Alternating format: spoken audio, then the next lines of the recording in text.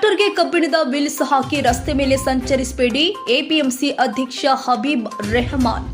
ರೈತರು ಹಾಗೂ ಟ್ರ್ಯಾಕ್ಟರ್ ಮಾಲೀಕರು ತಮ್ಮ ಟ್ರ್ಯಾಕ್ಟರ್ಗಳಿಗೆ ಕಬ್ಬಿಣದ ಚಕ್ರಗಳನ್ನು ಹಾಕಿ ಡಾಂಬರ್ ರಸ್ತೆಗಳ ಮೇಲೆ ಸಂಚರಿಸುತ್ತಿರುವುದು ತಾಲೂಕಿನಲ್ಲಿ ಹೆಚ್ಚಾಗಿ ಸಮಸ್ಯೆ ಆಗ್ತಾ ಇದೆ.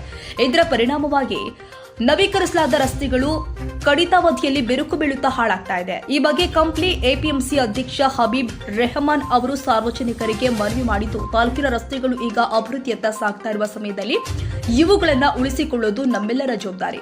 ಕಬ್ಬಿಣದ ವಿಲ್ಸ್ನಿಂದ ರಸ್ತೆಗಳಿಗೆ ಹಾನಿಯಾಗುತ್ತೆ. ದಯವಿಟ್ಟು ಇಂತಹ ವಾಹನಗಳನ್ನ ಡಾಂಬರ್ ರಸ್ತೆಗಳ ಮೇಲೆ ಬಳಸಬೇಡಿ ಎಂದಿದ್ದಾರೆ.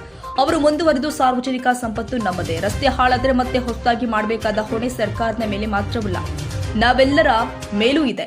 ಇಂತಹ ಪ್ರವೃತ್ತಿಗೆ ತಡೆಯೋದು ಸಾಮಾಜಿಕ ಜವಾಬ್ದಾರಿ ಎಂದಿದ್ದಾರೆ. ನಮ್ಮ ಭಾಗದ ಎಲ್ಲ ರೈತ ಬಾಂಧವರು ಈಗಾಗಲೇ ತಾವು ತಮ್ಮ ಗದ್ದೆ ಹೆಚ್ಚುವ ಒಂದು ಕೆಲಸದಲ್ಲಿ ನಿಮಿತ್ತರಾಗಿ ಬಹಳ ಸಂತೋಷ. ಆದರೆ ತಾವು ಗದ್ದೆಯನ್ನು ಹದ್ದು ಮಾಡುವ ಸಂದರ್ಭದಲ್ಲಿ ಟ್ರ್ಯಾಕ್ಟರ್ಗಳಿಗೆ ಏನು ಗೇಜ್ ವೀಲ್ಗಳನ್ನು ಹಾಕಿ ರಸ್ತೆಗಳ ಮೇಲೆ ಇದನ್ನು ಮಾಡ್ತಾ ಇದ್ದಾರೆ, ಸಂಚಾರ ಮಾಡ್ತಾ ಇದ್ದಾರೆ. ದಯವಿಟ್ಟು ಆದರೂ ಬಿಡಬೇಕು. ಮತ್ತು ಕಂಪ್ಲಿ ವಿಧಾನಸಭಾ ಕ್ಷೇತ್ರದ ಜನಪ್ರಿಯ ಶಾಸಕರು ಜೆ.ಎನ್. ಗಣೇಶ್ ಅವರು ರಸ್ತೆಗಳಿಗಾಗಿ ಅನುದಾನ ತಂದು ರಸ್ತೆಗಳನ್ನು ಅಭಿವೃದ್ಧಿ ಮಾಡಿದ್ದಾರೆ.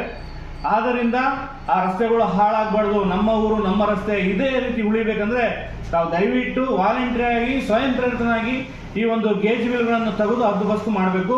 ಮತ್ತು ಅದರಲ್ಲಿ ಬರ್ತಕ್ಕಂಥ ಆರ್ಲ್ ಏನಿತ್ತಲ್ಲ, ಆರ್ಲಿಂದ ಮಣ್ಣಿಂದ ಜಿಗಿಟ್ ಮಣ್ಣು ಇರ್ತದೆ, ಎರೆ ಮಣ್ಣು ಇರ್ತದೆ.